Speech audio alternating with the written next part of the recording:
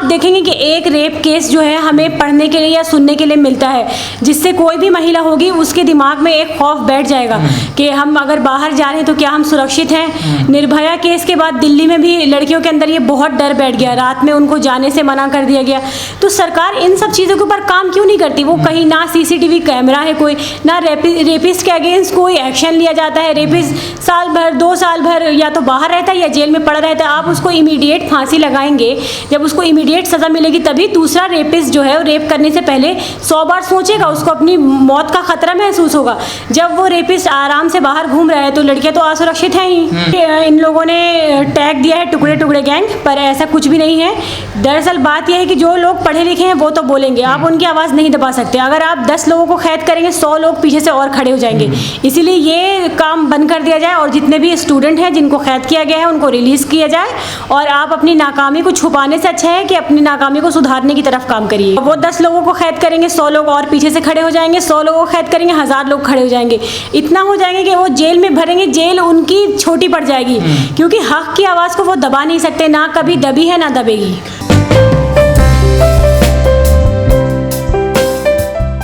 जिस प्रकार से महिलाओं के लिए जो अत्याचार सामने आ रहे हैं, घटनाएं डेली सामने आ रही हैं, तो आप भी एक लड़की हैं, जब घर से बाहर निकलती हैं तो कैसा महसूस करती हैं? जैसे कई महिलाओं से हमने बात करी, उन्होंने कहा कि अब डर सा लगता है हमें। क्या आप भी ऐसा महसूस करती हैं कि महिलाएं अब इस देश में सुरक्षित नहीं हैं?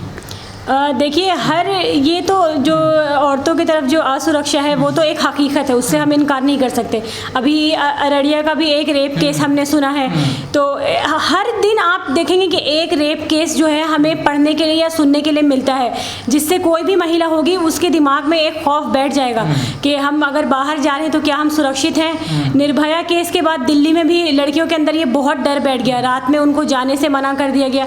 तो सरकार इन सब चीज़ों के ऊपर काम क्यों नहीं करती? वो कहीं ना सीसीटीवी कैमरा है कोई, ना रेपिस्ट के अगेंस्ट कोई एक्शन लिया जाता है। रेपिस्ट साल भर 2 साल भर या तो बाहर रहता है या जेल में पड़ा रहता है। आप उसको इमीडिएट फांसी लगाएंगे, जब उसको इमीडिएट सज़ा मिलेगी तभी दूसरा रेपिस्ट जो है वो रेप करने से पहले 100 बार सोचेगा, उसको अपनी मौत का खतरा महसूस होगा। जब वो रेपिस्ट आराम से बाहर घूम रहा है तो लड़कियां तो असुरक्षित हैं ही। लेकिन मोदी जी ने नारा दिया बेटी बचाओ बेटी पढ़ाओ, क्या वो नारा आप सही बैठता है ऐसे माहौल में? देखिए, वो नारा मुझे लगता है बस वो नारे तक ही रह गया है, उसका कोई प्रभाव नहीं पड़ा है, उसके लिए कोई काम नहीं किया गया है। वो सिर्फ एक नारा बन के रह गया है। अगर वो नारे का हम 50% भी उसके लिए हम काम करते अपने देश की लड़कियों के लिए, तो आज हमें हर 2 दिन पे एक रेप केस का सुनने के लिए नहीं मिलता। किसी को जला दिया जाता है, किसी का मर्डर कर दिया जाता है। कि अगर कोई जिंदा बच गई, वो बोलना चाहिए तो उसको बोलने को भी दबा दिया जाता है, या फिर उसको बोलने नहीं दिया जाता है, उसी के ऊपर उल्टा एलिगेशंस लगाते हैं। तो ऐसे में लड़कियां क्या बोलेंगी? उनको जब इंसाफ ही नहीं मिल रहा तो वो ना बोलना ही सही समझ। तो इसमें आप सरकार का फेलियर मानती है या पुलिस फेलियर है इसमें? इसमें ओवरऑल सब फेलियर है। सरकार फेल है तो पुलिस भी फेल है। अगर सरकार ही स्ट्रिक्ट है, सरकार ही काम करने के ऊपर दबाव डालेगी तो पुलिस क्यों नहीं काम करेगी? कहीं ना कहीं पुलिस को कौन कंट्रोल कर रहा है? गवर्नमेंट कंट्रोल कर रही है। पुलिस की भी नाकामी है, पुलिस की भी लापरवाही है, लेकिन ज़्यादा जो है वो गवर्नमेंट की है। तो क्या जो न्याय व्यवस्था है उस पर भी सवाल खड़े हो रहे हैं क्या आपको लगता है? जी हाँ, सरकार के ऊपर लगातार दबाव बन रहे हैं। जो भी एक्टिविस्ट हैं, जो रीनोन्ड एक्टिविस्ट हैं, वो लोग लगातार दबाव बना रहे हैं। वो ये सवाल सरकार से कर रहे हैं कि उन डॉक्टर कफील को क्यों उन्होंने अरेस्ट किया हुआ है। और सबका यही कहना है कि डॉक्टर कफील को फ्री करिए, उनको रिलीज़ करिए और उनको बाइज्जत बरी करिए जल्द से जल्द। मतलब 27 को उनकी हियरिंग है तो उनको रिलीज़ कर देना चाहिए। लेकिन डॉक्टर कफील खान के अलावा जैसे खालिद सैफी हैं, कहा जा रहा कि उनकी इतनी पिटाई की गई, उनके हाथ पैर बेकार हो गए हैं। आप लोगों ने उनके लिए कई बार प्रोटेस्ट किया, लेकिन जितनी मांग डॉक्टर कफील खान की रिहाई की उठ रही है, इन लोगों को क्यों नहीं उठ रही है? हाँ, डॉक्टर खालिद सैफी का भी वीडियो उनकी वाइफ का भी आया था जिनमें वो बहुत परेशान दिख रही थी। तो खालिद सैफी के लिए बहुत आवाज़ उठाया है एक्टिविस्ट ने, लोगों ने, और अभी भी उठा रहे हैं। तो इसी तरह हम सब डॉक्टर कफील के लिए भी आवाज़ उठा रहे हैं, शर्जील उस्मानी के लिए भी, नताशा के लिए भी, जितने भी बेगुनाह जो सीए प्रोटेस्ट से लोग जुड़े हुए हैं, जिनको प्रोटेस्ट की वजह से टारगेट किया गया है, क्योंकि ये लोग बोलते हैं, ये बोलने वाले लोग हैं, ये पढ़े लिखे लोग हैं, ये जनता की परेशानी को समझते हैं और उसको सुलझाने के लिए काम करना चाहते हैं। और गवर्नमेंट ये नहीं चाहते कि कोई भी ऐसा काम हो जिससे लोग सरकार की नाकामी को जाने, तो इसीलिए वो अरेस्ट कर रहे हैं। तो क्या लगता है सरकार से सवाल पूछना, सरकार से सवाल करना अब कहीं ना कहीं एक अपराध हो गया है इस देश में? देखिए, मोदी जी ने कहा था कि मैं चाहता हूं कि सरकार को लोग क्रिटिसाइज़ करें, पर जब लोग वाकई इसको क्रिटिसाइज़ कर रहे हैं तो वो इस तरह के कदम उठा रहे हैं, लोगों को अरेस्ट कर रहे हैं। बताइए, अगर हाँ जनता सवाल नहीं करेगी तो कौन सवाल करेगा? अगर स्टूडेंट सवाल नहीं करेगा तो कौन करेगा? हम स्टूडेंट यूनिवर्सिटी जाते क्यों हैं? ताकि हम पढ़े लिखें, हमें अकल आए, दिमाग है, तो हम तो पूछेंगे ही। अगर हमें लगेगा कि हमारे देश में कुछ काम नहीं हो रहा तो हम सवाल उठाएंगे ही। अगर आपको ये सवाल उठाने से ही इतना खौफ लग रहा है तो फिर आप यूनिवर्सिटीज़ भी सारी बंद करवा दीजिए, सब बंद करवा दीजिए।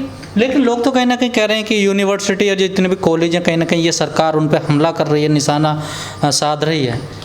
हाँ बिल्कुल, ये तो आपको ऐसा कि यूनिवर्सिटी कॉलेजों पे ये हमला कर रही है सरकार? जी हाँ, ये तो हम प्रोटेस्ट के टाइम से ही देख रहे हैं। जब सबसे पहले उन्होंने जामिया को टारगेट किया, फिर जेएनयू को टारगेट किया, और ये लोग यही बोल रहे हैं कि ये लोग जो स्टूडेंट है वो अर्बन नक्सल है और इनको अपोजिशन पैसे दे रही है। यही सब गलत इल्ज़ाम जो है हम पे लगा रहे हैं, और हर किसी के स्पीच को भड़काऊ भाषण बोल बोल के ये लोग उनको अरेस्ट कर रहे हैं। तो यही मेंटालिटी बनाई गई है कि यूनिवर्सिटी में कुछ भी नहीं होता है, सिर्फ प्रोटेस्ट होता है। पर आप सोचिए कि अगर देश में कोई चीज़ गलत हो रही है, कोई चीज़ जो इकोनॉमी हमारी लगातार गिरती जा रही है, तो अगर जनता नहीं बोलेगी तो फिर क्या होगा? जनता सिर्फ झेलती रहे तो आपके लिए बहुत अच्छा है। अगर जनता कहा जाता है यूनिवर्सिटियों में, चाहे जामिया हो या जेएनयू हो, जो इस प्रकार की विचारधारा की यूनिवर्सिटी हैं कि उनमें देश तोड़ने की रणनीति बनाई जाती है, ऐसी विचारधारा के लोग रहते हैं। नहीं, ये तो गलत बात है। वही इन लोगों ने टैग दिया है टुकड़े टुकड़े गैंग, पर ऐसा कुछ भी नहीं है। दरअसल बात यह है कि जो लोग पढ़े लिखे हैं वो तो बोलेंगे, आप उनकी आवाज़ नहीं दबा सकते। अगर आप 10 लोगों को कैद करेंगे, 100 लोग पीछे से और खड़े हो जाएंगे। इसीलिए ये काम बंद कर दिया जाए और जितने भी स्टूडेंट हैं जिनको कैद किया गया है उनको रिलीज़ किया जाए। और आप अपनी नाकामी को छुपाने से अच्छा है कि अपनी नाकामी को सुधारने की तरफ काम करिए। एक मेरा आखिरी सवाल है आपसे, आप भी स्टूडेंट, लगातार स्टूडेंटों को टारगेट किया जा रहा है इस सरकार में। जब सरकार ऐसी कार्रवाई कर रही है स्टूडेंट्स पे, तो आपको कैसा सोचती हैं, अपने मन में क्या फील आता है? देखिए, क्या कहीं ना कहीं डर महसूस होता है? देखिए, जिस तरह से स्टूडेंट को टारगेट किया जा रहा है, एक्टिविस्ट को टारगेट किया जा रहा है, उस हिसाब से तो इंसान के दिमाग में एक ये चीज़ रहती है, कहीं मुझे किसी वजह से टारगेट ना कर दे, कोई ऐसी स्पीच को एडिट करके या उसको उल्टा सीधा दिखा के मीडिया के थ्रू। तो ये तो लगा रहता है एक, लेकिन उसका मतलब ये नहीं कि हम बोलना बंद कर देंगे, हम हक के लिए आवाज़ उठाना बंद कर देंगे।